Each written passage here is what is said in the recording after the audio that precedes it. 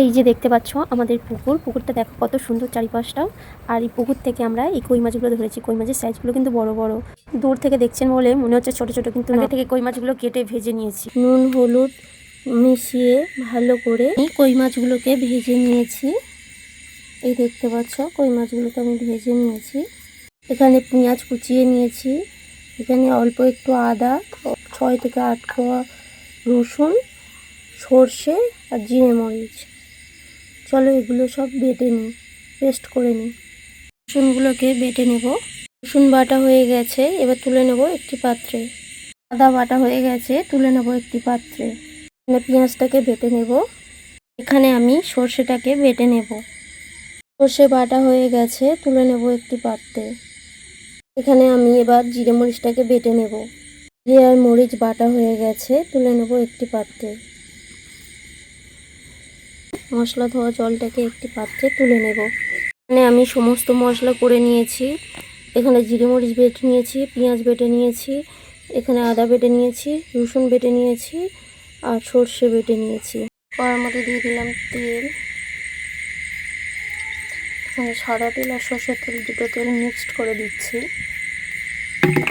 Colour হওয়ার জন্য এখানে আমি 1 চামচ চিনি দিয়ে দিলাম। দিয়ে দেবো একটি তেজপাতা।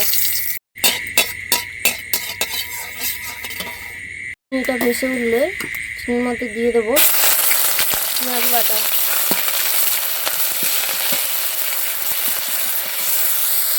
এখানে আমি পেঁয়াজ বাটা দিয়ে দিলাম। পেঁয়াজটাকে একটু ভালো করে ভেজে নেব। এবার দিয়ে দেবো রসুন বাটা।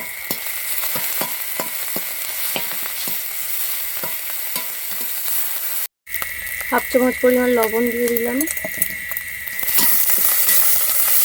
এবার দিয়ে দেবো আদার পেস্ট।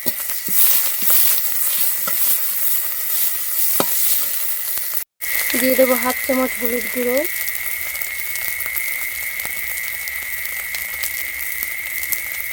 হাফ চামচ লঙ্কার গুঁড়ো।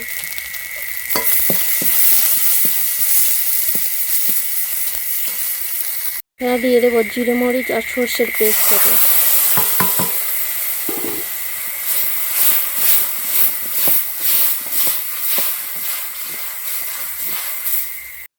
মশলা কষানো হয়ে গেছে, এবার 1 গ্লাস জল দিয়ে দেবো। এখানে জল দিয়ে দিচ্ছি।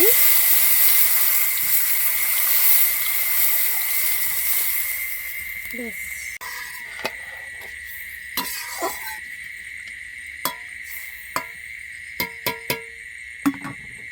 এবার ঢাকনা দিয়ে ঢেকে দেবো 4 থেকে 5 মিনিটের জন্য। 4 থেকে 5 মিনিটের জন্য। 4 থেকে 5 মিনিট পর ঢাকনা খুলে ঝোল ফুটে গেছে, এবার মাছগুলোকে দিয়ে দেবো।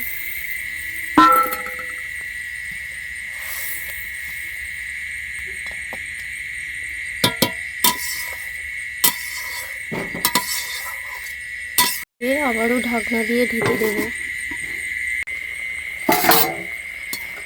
কি সুন্দর একটা গন্ধ বেরিয়েছে সর্ষে। রান্নাটি দেখতে যেমন সুস্বাদু, খেতেও তেমন অপূর্ব হয়। বাড়িতে একবার হলেও বানিয়ে দেখবেন এই রেসিপিটি। তৈরি হয়ে গেল সর্ষে কই। রেসিপিটি ভালো লাগলে চ্যানেলটিকে সাবস্ক্রাইব করে রাখবেন আর পাশে থাকা বেল আইকনটি ক্লিক করে রাখবেন, যাতে আরও নতুন নতুন ভিডিও আপনাদের সামনে পৌঁছে দিতে পারি। সবাই ভালো থাকবেন, সুস্থ থাকবেন, টাটা। হ্যাঁ, কমেন্ট বক্সে কমেন্ট করে জানাবেন কেমন হয়েছে রেসিপিটি।